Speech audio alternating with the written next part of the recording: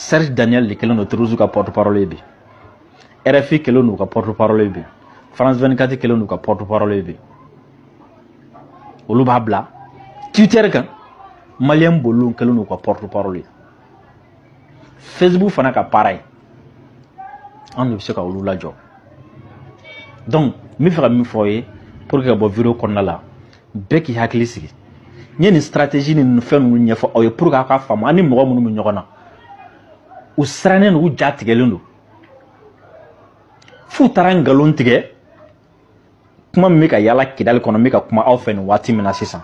Wallahi nya tawira ka source de ka kuma mi ka yala kidal kono no wati na ko Mali ni Burkina ni Niger ye bembeke. Ko coalition formée ou le contrôle là terrorisme contrôle là donc la communauté internationale wele o ka impliqué jona de ko kidale duguni fitine ko ni jamana sababa fa ka be jawlu la jamana sabata de mimbe ne ba do me ne dati magala convoi mimbe ne ba do ne dati magala o srane do convoi me ne ba do ne dati magala convoi armu minun ba ko na avion minun ne dati magala n'a kuma fɔ don sira armée fɛ don armée b'a fɔ olu b'a dɔn mais comme u bɛ fɛ ka armée de rabaisser k'a kɛ n'a fɔ ni armée ser'u la waati waati se ka armée dɔrɔn tɛ mɔgɔ wɛrɛ se b'a la o jatigɛ n'o sira de bɛ ka munumunu ka fan bɛɛ fɛ u ka page kan u ka page Facebook kan u ka TikTok kan u ka Twitter kan o de jatigɛ b'u la nin waati na o de la depuis a ka ca ni R8 u ye Bamako kuma jɔ u taara Bamako ta kɛ mais u ye Bamako kuma jɔ ka fɛn bɛɛ jɔ k'u sirannen don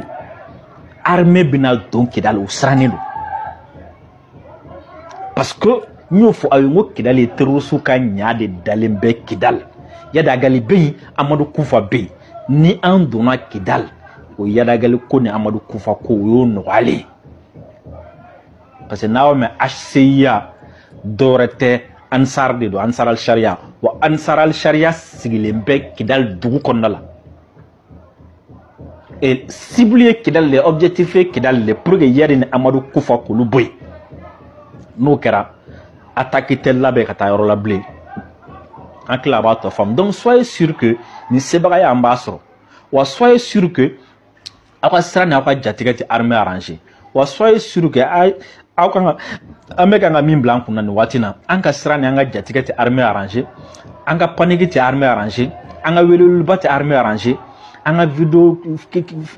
créera na partager les armées arrangées wal ko bere nyani na doni o armée arrangée no watina armée big kele la obika victoire ke obika sebaga so mais no fo ngo jugu bita mo binani blaka sa we mo binani me mo jugu do yere la tatu yere exploser kanda la pour ko bisa 30 secondes soro ko filmer en terrorisme de nyoko na ko na nyina de oluka o 30 secondes vidéo mo bola ka tema ko check keleke den fin tara ka ta keleke donc aka ngado ko c'est différent mo kemetara wala sa binani ka se ka sa ou bien mo kemetara bi ko non kononton ka sa wala sa keleni mi mbala o ka se ka 30 secondes soro ka filmer leke ani aw munu me ka keleke wala sa nunu kana se civilement e ba do atikelenya olu bolo no le 30 secondes de vidéo soro o de victoire olu bolo parce que tangalon chama tika ka faraka andu nan sera ka nga kamine ka civil protéger olu de nga victoire c'est différent donc ay vidéo nous fait no ba minu ka afamu a do yoro wore vidéo nous fait ensuite ani u ba soro ni sol to na ko linya fawi armée tiseka terrorisme to dugu kono kububo très important donc vidéo à partager ko sobe voilà ça mo bi saka famu femimbe exactement terrorisme de srane no bikateme anka olu de paniquer no bikateme anka olu de ka jama ka dogo bikateme anka olu de ka mogo sata ka cha olu de ka mobile tien ta ka cha o be se oma o kuma ina fanya fa to na be kuna fo no folo min di oye aye be parce que nous fango o be stratégie de kondala madame la stratégie na ore na faka boko sobe terrorisme munu be terenka terrorisme politique ani terrorisme comment dirais la terrorisme journalisme munu be ka Mali kelen wati no best tege be nyogambulu o be baraka nyogam fa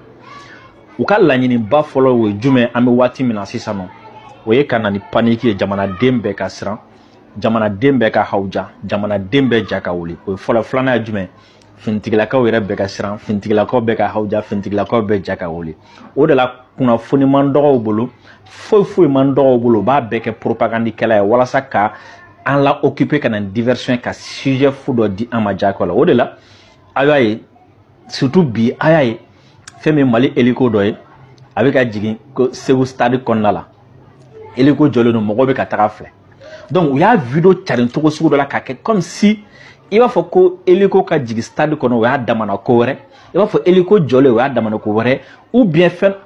ka ko ta minnu bɔra ni a ye o ye minnu bɛ Mali juguya la olu de grinna k'a bila u ka page n'u ka fɛnw comme si k'a yɛrɛ k'a fɔ ko an ka matériel tɛ ka fonctionner kɛ donc mɔgɔw y'a partager ka partager alors que mɔgɔw bɛ ka partager waati min na les gens devraient se poser la question mɔgɔw kan ka ɲininkali min k'u jumɛn attendez hein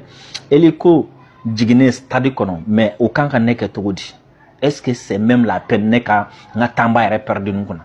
de toute façon armée d'état don hélico jiginna